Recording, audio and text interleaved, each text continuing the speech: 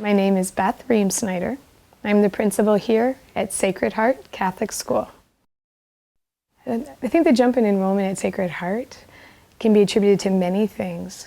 I think there's a yearning within the community for a place that will enrich their child's lives, that will give them a place to not only learn academics, because every school can teach you that, but where everybody here is committed to forming your child to be the best version of themselves. I think that's why we've had such an increase in enrollment. People trust us, and they trust what they are seeing. They're seeing a child that comes home happy. They see a child that's coming home engaged in loving learning, and they know that the teacher cares about their student, their son, their daughter. The staff evangelizes just by breathing. They are the best example we have of Christ's love for us. They are diligent. They never ask their students to work where they're not.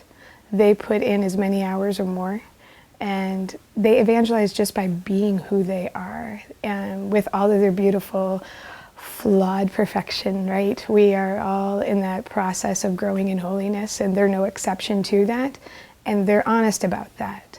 And they are a wonderful role model to our kids because they're honest. Miscarriages can be something that can really hurt a family and can hurt your faith. And I'm not going to say it didn't make me stop and question what was going on, especially several reoccurrences, and especially the almost miscarriage or termination of Cora, my beautiful 5-year-old.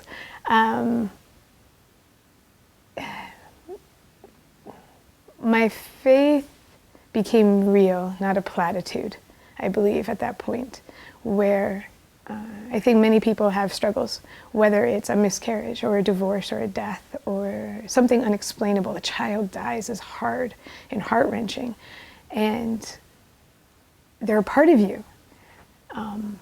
Faith is something that becomes very real in those moments. God is very real in those moments.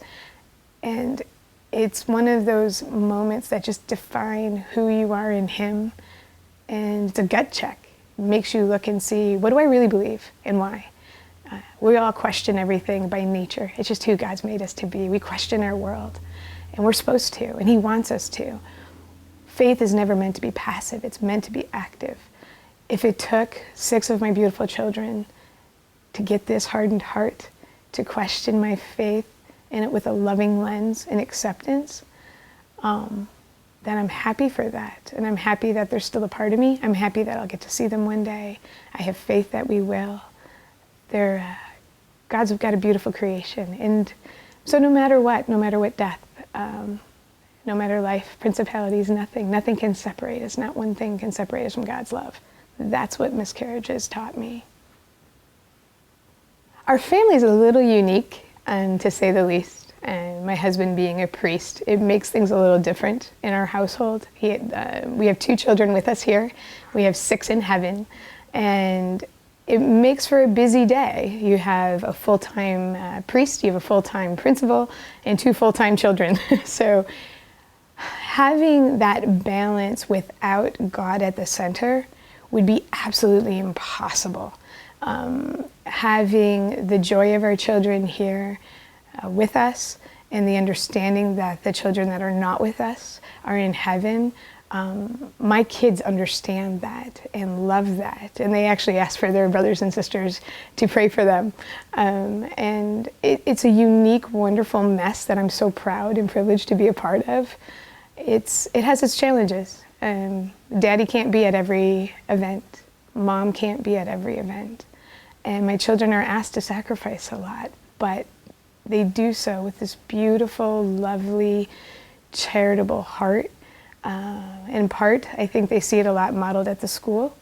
My daughter is in attendance here, and she'll come home saying, "Mom, that needs to be humility." And she mirrors what she sees here. And I think that's why our family works, even though it's completely uncharacteristic, to say the least. It works because God makes it work.